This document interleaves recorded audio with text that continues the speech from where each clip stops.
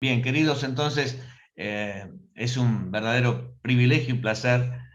Yo estuve estudiando con Carlitos Durán temas de coach, liderazgo, y es impresionante. Y no es que le vaya a hacer alguna propaganda, pero sencillamente no puedo evitar de decirlo porque realmente es que es una persona muy, muy preparada de Zenfol y tiene mucha experiencia y estaría bueno de que si alguno de ustedes quiere indagar un poquitito más sobre este tema, bueno, ahí lo tienen a Carlitos Durán, pastor precioso, amigos de hace años, y bueno, y nos complace entonces escuchar lo que el Señor puso en su corazón para transmitirnos en este día. Carlito, te escuchamos.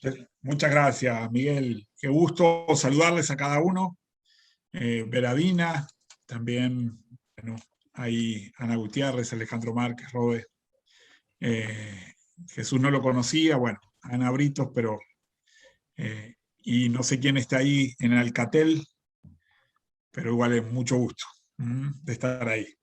Bueno, hace 334 años, Isaac Newton definió la famosa ley de la gravedad, que es muy complicada, porque tiene que ver con la atracción de dos cuerpos, pero para resumirla, que todo objeto es atraído al centro de la Tierra. Todo objeto es atraído al centro de la Tierra. No siempre estamos conscientes de esta ley, pero todos estamos regulados por esta ley. Nos hacemos los locos, no creo en la ley de la gravedad, me voy para la azotea, no creo. Pero bueno, si no creo, igual sufro. Aunque hubo dos hermanos que la desafiaron, los hermanos Wright, hace como 110 años atrás. Dijeron, bueno, hay una ley de la gravedad, pero vamos a inventar alguna otra ley para poder volar, ¿no? Indudablemente echa la ley, echa la trampa. Así que hay leyes que rigen nuestra vida, ¿no? Y yo quiero hablarte hoy de dos leyes, más allá de la ley de la gravedad. Dos leyes sobre todo que afectan a nuestra vida espiritual, pero también a nuestra vida social, relacional y personal. Y una ley es lo que se llama la ley de la entropía.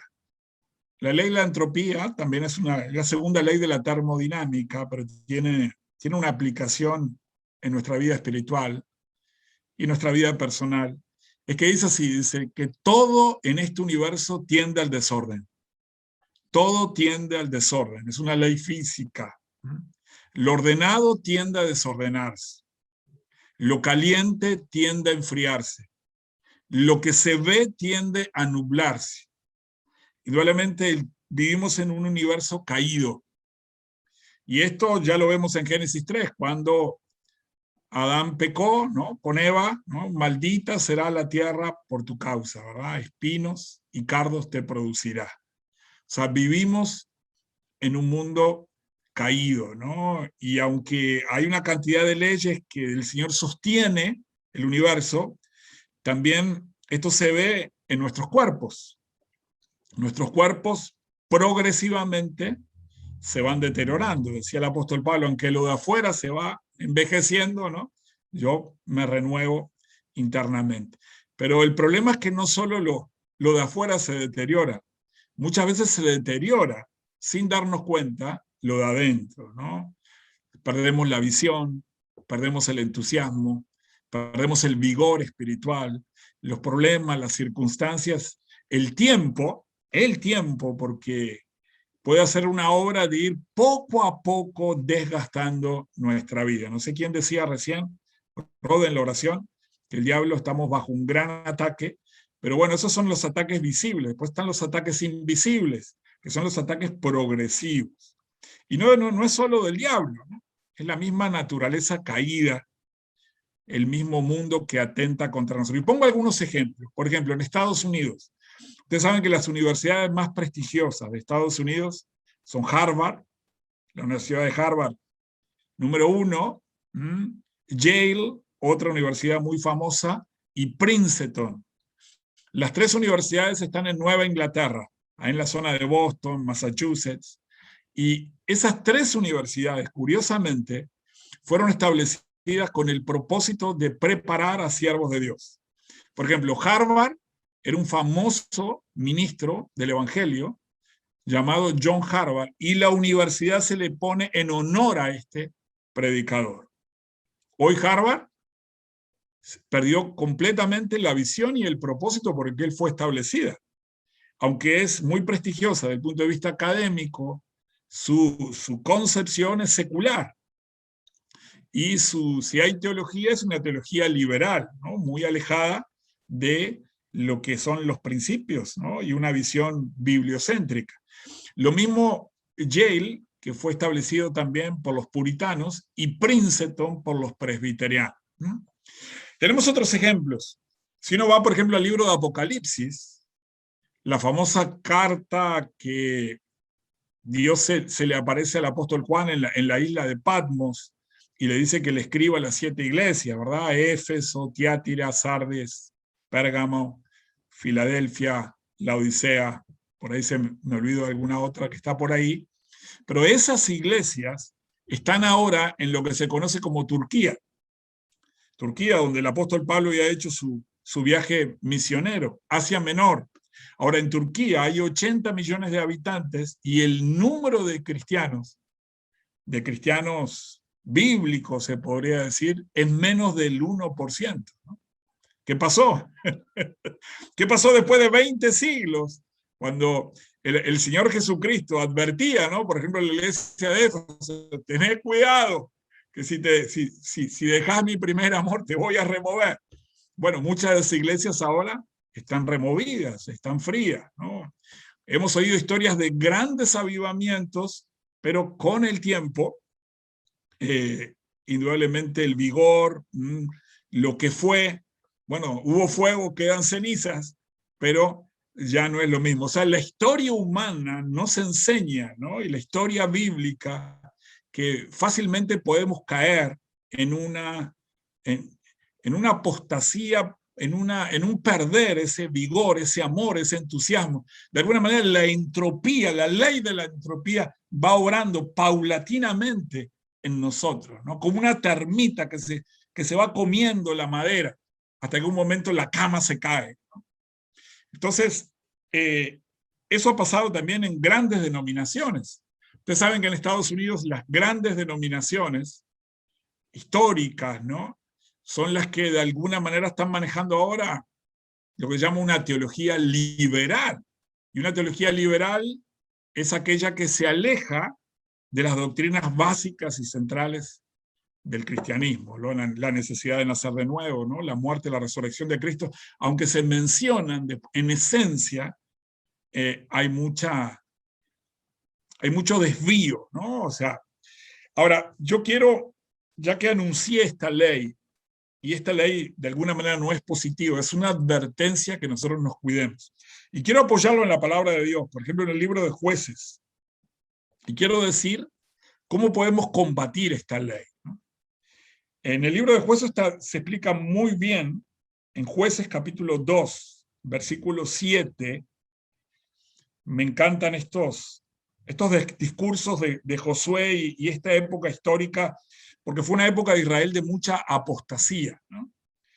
Y dice así, dice Jueces 2.7, dice, y el pueblo había servido a Jehová todo el tiempo de Josué y todo el tiempo de los ancianos que sobrevivieron a Josué, los cuales habían visto todas las grandes obras de Jehová que él había hecho por Israel. Pero murió Josué, hijo de Nun, siervo de Jehová, siendo de 110 años. El 10, y toda aquella generación también fue reunida a sus padres. Y se levantó después de ellos otra generación que no conocía a Jehová, ni la obra que él había hecho por Israel. Después los hijos de Israel hicieron lo malo ante los ojos de Jehová y sirvieron a los Baales. Dejaron a Jehová, el Dios de sus padres, que los había sacado de la tierra de Egipto. Se fueron tras otros dioses, los dioses de los pueblos que estaban en su alrededor, los cuales adoraron y provocaron a ira a Jehová. Y dejaron a Jehová y adoraron a Baal y a Astarot.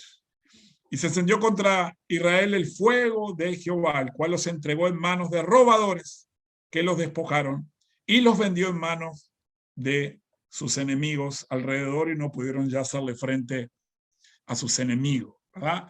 Esto es muy interesante porque dice que con el tiempo se fueron levantando otras generaciones que no conocían a Dios y no conocían las grandes obras que Dios había hecho por Israel, ¿no? Y hay un paralelismo, el hecho de no conocer a Dios es sinónimo de que el pueblo se desvió, hizo lo malo, dejó al Señor, adoró a otros dioses, y después vino el juicio, vino el castigo. O más si podemos decir que fue un castigo directo de Dios, Dios los dejó librado a sí mismos, y por eso los enemigos los derrotaron, ¿no? Ahora, Dios en su misericordia, cuando ellos estaban oprimidos, clamaban a Dios, Dios les escuchaba, les levantaba jueces, los jueces los salvaban, eran bendecidos de vuelta, tenían éxito. Una vez que tenían el éxito, se descuidaban de vuelta espiritualmente, caían nuevamente y entraba todo ese ciclo muy interesante en este tiempo. Es muy propio de la naturaleza humana. El éxito es peligroso. Nos dormimos en los laureles. La gente habla de la maldición de Maracaná, ¿no? Llegamos a Maracaná ahí, ganamos 2-1, éramos los campeones del mundo. ¿Para qué tenemos que seguir preparándonos, no? Si ya estamos, ya llegamos. Dicen que la clave, lo difícil no es llegar, lo difícil es mantenerse, ¿verdad? Entonces, ¿qué pienso yo? Pienso que tenemos que cuidarnos de esta ley porque sigue vigente, sigue obrando, ¿no? Y yo te invito a que hagas un análisis, y si yo me lo hago en mí mismo, seguramente que en algunas cosas he bajado la guardia. ¿En qué sentido? Mira, en este sentido, el entusiasmo, el primer amor por el Señor, el fuego que uno tenía, ¿no? Yo recuerdo que yo recibí a Cristo hace 34 años atrás, con 21 años, un apasionado. Recibí a los 3 días, a los 3 meses, una llenura, un bautismo con el Espíritu Santo. No dejaba títeres sin cabeza. Acá en el barrio me decían, Carlitos Piró, anda con una Biblia predicando el Evangelio, ¿no? Por todos lados. A los amigos, a los vecinos. Después me metí a estudiar en la universidad. En la universidad era famoso. Estaban bastantes, algunos políticos conocidos ahí, uno que fue presidente de Peñarol, Jorge Barrera, uno, Martín Sartú, que fue periodista, ¿no? Me conocían ahí, ¿por qué? Porque el tipo iba y predicaba y hablaba. O sea, había una pasión, había un entusiasmo, había un fuego. No digo que ahora no lo tenga, pero uno, cuando es joven, quiere cambiar el mundo. Cuando uno ya es grande, quiere cambiar el auto. Algo de eso pasa, ¿no? Tenemos que cuidarnos, ¿verdad? Entonces, y lo mismo la visión, esa visión de que uno quiere cambiar el mundo, ¿no? Llevarse el mundo por delante y después, bueno, uno del mundo pasa, bueno, si no puedo cambiar el mundo, voy a cambiar a mi barrio, ¿verdad? A mi ciudad, y ¿sabe qué difícil? Voy a cambiar a mi familia, bueno, voy a cambiar a mi esposa. ¿Sabe que uno no puede? Bueno, voy a tratar de cambiar yo mismo, ¿no? Entonces, la ley de la entropía opera, y yo creo que lo que recién oraba, no sé si fue Jesús que oraba, ¿no? Algo muy interesante, o Rode, no recuerdo ahora. Señor, aviva, ¿no? Aviva el fuego del don de Dios, ¿no?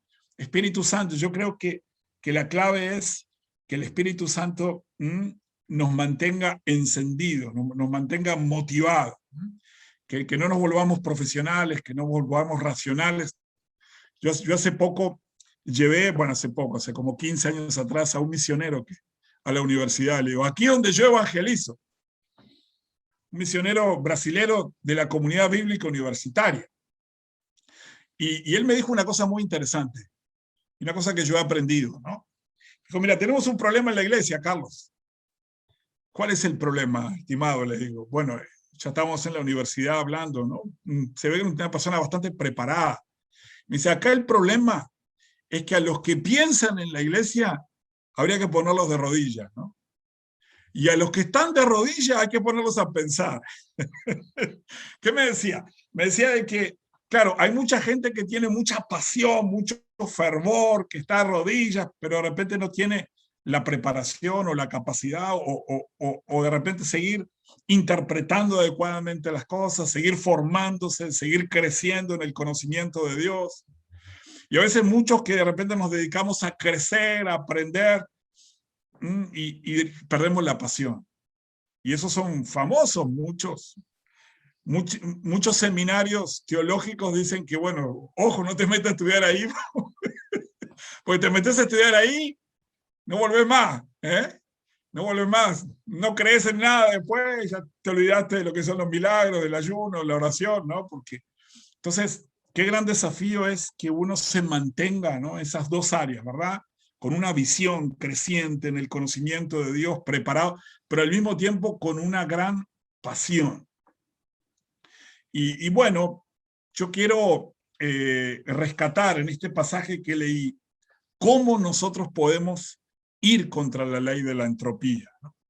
Y ahí quiero rescatar la labor que cada uno de ustedes hacen, la labor que Dios nos llamó a hacer.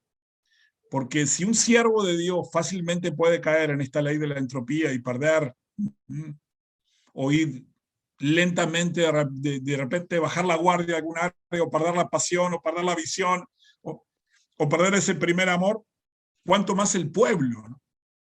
Cuánto más el pueblo, cuánto más aquellos que no están tan firmes.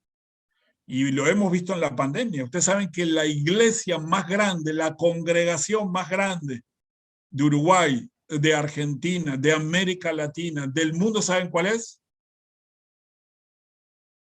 La iglesia flotante. La iglesia de los que no van a la iglesia. O sea que los creyentes, más de la mitad de los creyentes que tienen a Cristo en el corazón, no van a una iglesia.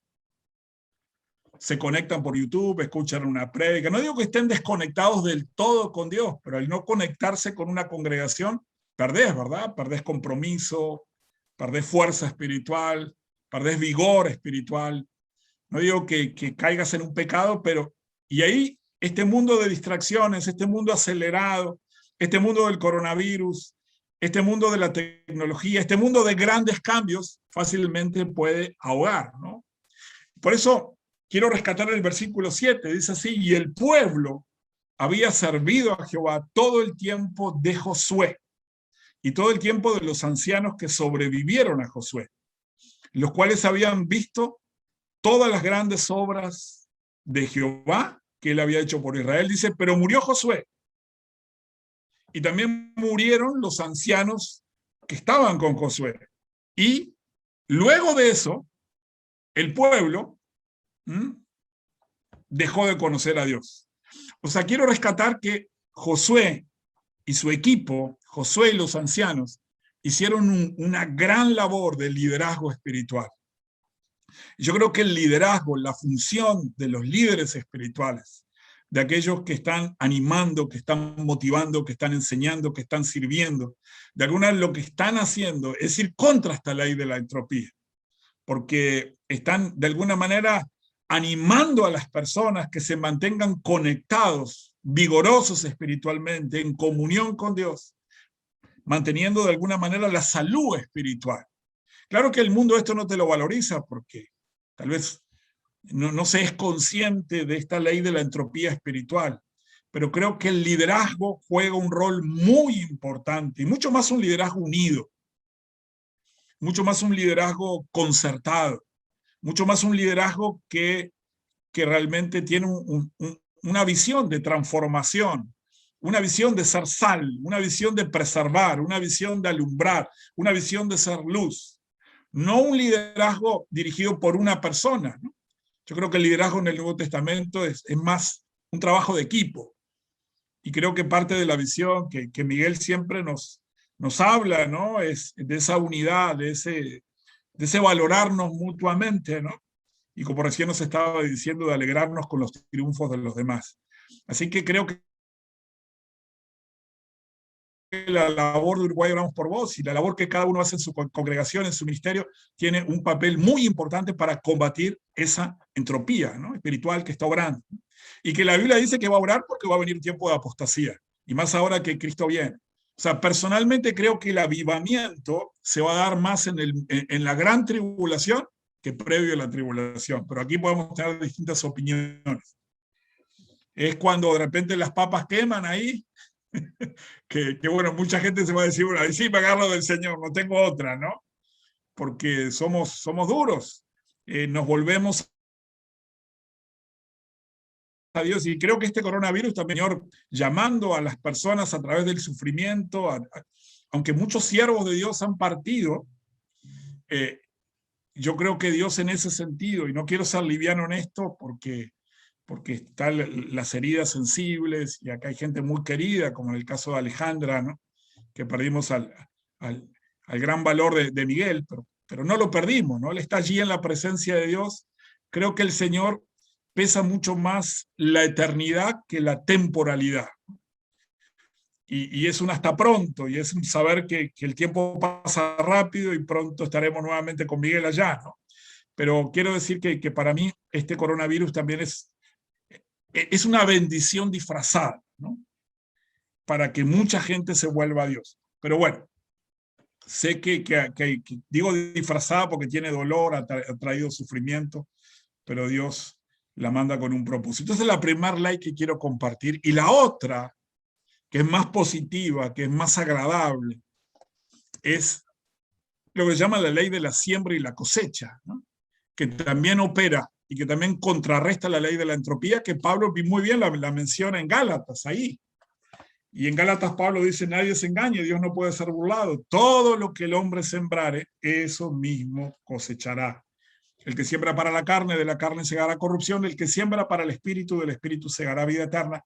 No nos cansemos, pues, de hacer el bien, porque a su tiempo segaremos si no desmayamos. Y ahí tiene mucho poder el poder del presente, el poder del hoy, porque nosotros generalmente nos enfocamos mucho más en la cosecha que en la siembra. Nosotros oramos por la cosecha, nosotros anhelamos la cosecha, nosotros nos alegramos cuando tenemos resultados y cuando las cosas se dan. Y muchas veces podemos descuidar que es más importante la siembra. Eso lo decía un famoso pensador, Robert Louis Stevenson, ¿no? No juzgues tu día por la cantidad de que has cosechado, sino por todo lo que has sembrado. Y ahí hay principios también. Esta ley es muy interesante, que el principio es que siempre, por ejemplo aquí en Uruguay, yo tengo entendido que en el caso de la soja se planta en primavera y se cosecha en otoño. Creo que lo mismo para el arroz. Y bueno, el principio es que siempre vamos a cosechar en una estación distinta de la que sembramos. Entonces, hoy es un día para sembrar, mañana será para cosechar. Y no podemos pretender cosechar lo que no hemos sembrado. Y esta ley es valiosa porque hoy puede ser la oportunidad de tomar decisiones que te lleven el día de mañana a tener una gran cosecha. Hoy puede ser la oportunidad de esforzarse, de disciplinarse, de prepararse para esa oportunidad. El famoso presidente de los Estados Unidos, Abraham Lincoln, decía, estudiaré, me prepararé y me llegará la oportunidad. Lo que hago hoy va a tener un impacto mañana. La manera de asegurarme que mañana voy a tener éxito y voy a tener una cosecha es que si me esfuerzo y siembro hoy. Entonces, siempre voy a sembrar en otra estación, pero siempre voy a sembrar, o mejor dicho, voy a cosechar el tipo que siembro. No puedo sembrar, ¿no?, manzanas, ¿verdad? Semilla de manzana y cosechar pera. No le pidas peras al olmo, dice el dicho. No puedo sembrar violencia, ¿verdad? Y cosechar respeto. No puedo tener resultados, ¿no?, si me mantengo indisciplinado, desorganizado y vago. ¿Vale?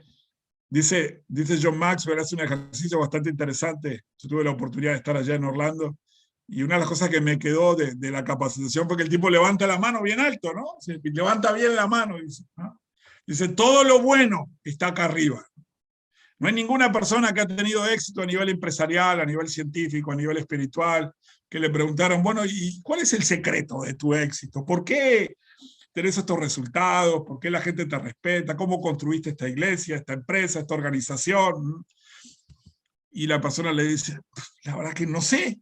Un día me levanté y me encontré con todo esto. Esa verdad que no se da, ¿no?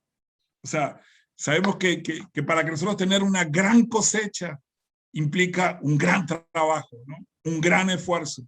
Pero entender que todo trabajo, ¿no?, como dice Eclesiastés, tira el pan a las aguas y después de un tiempo vas a cosechar.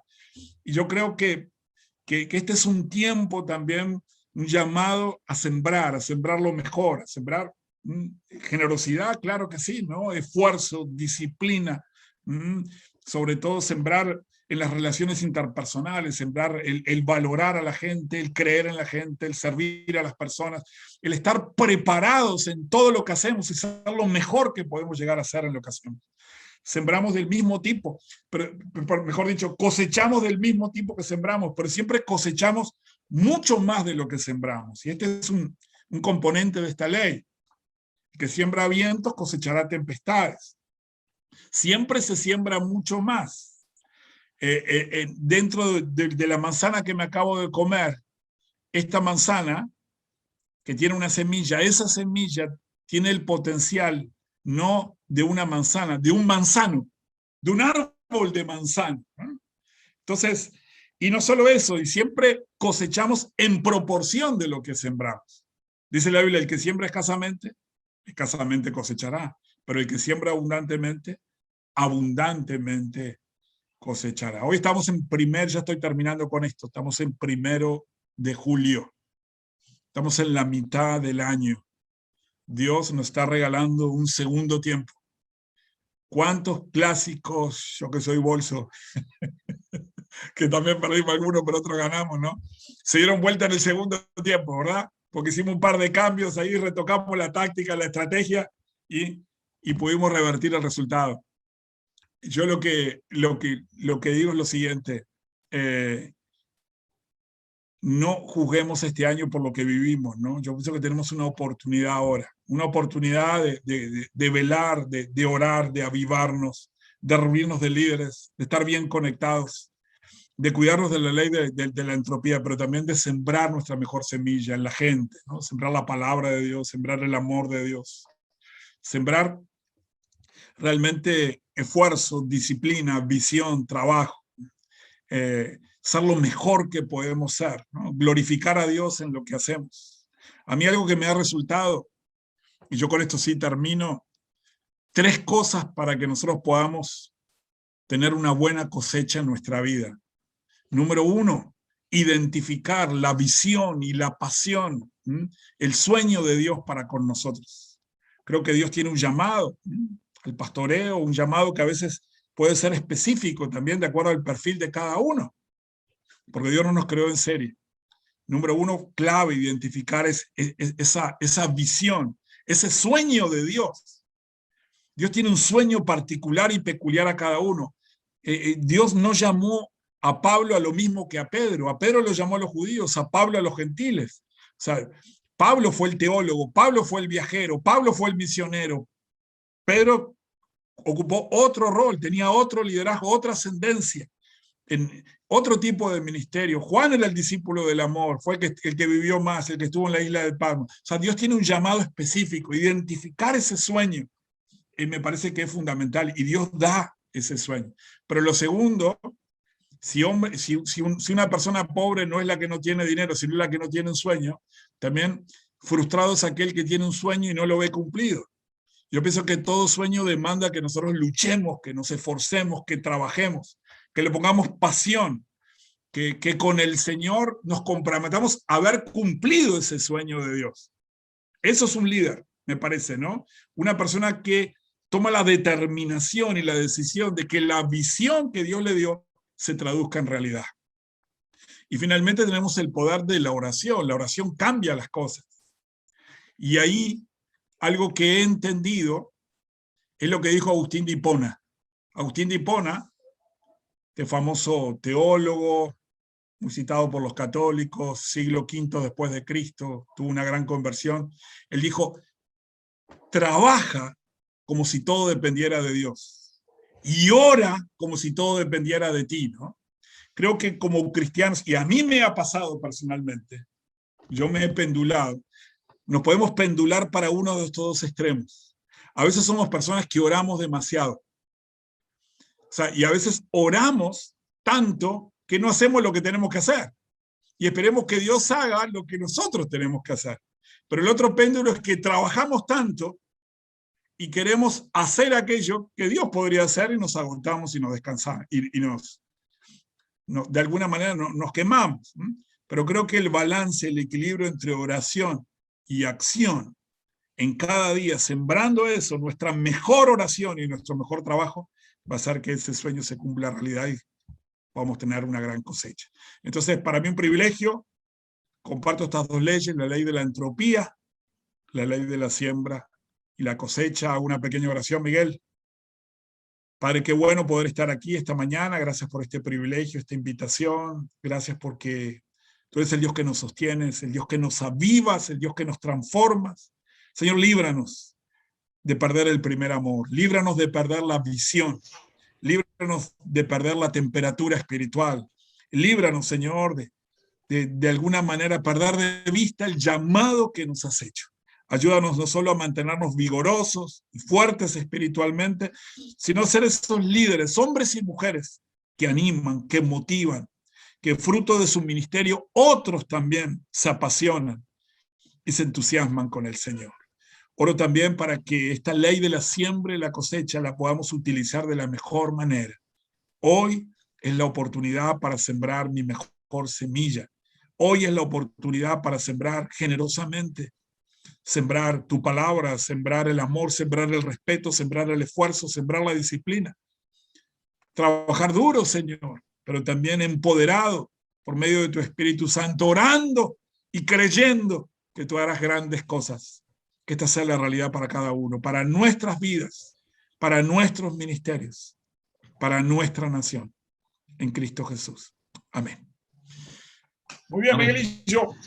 Muy bien, gracias, querido Pastor Carlos. Como siempre, hemos disfrutado de esa palabra, muy buena, lindos conceptos. Como siempre, ¿no? Ya estoy acostumbrado a esas enseñanzas tan prácticas, lindas, que al ponerlas justamente, valga la redundancia, en práctica es cuando realmente se cosecha, ¿no? Porque de nada sirve tener un conocimiento y no ponerlo en práctica. Puede servirte, pero para mal. Si sabes, el que sabe hacer lo bueno y no lo hace, le es contado por pecado. No que sea pecado, sino que tenés los mismos resultados, te apartan de Dios. Y que bueno, siempre cosechamos en una estación distinta a la que sembramos.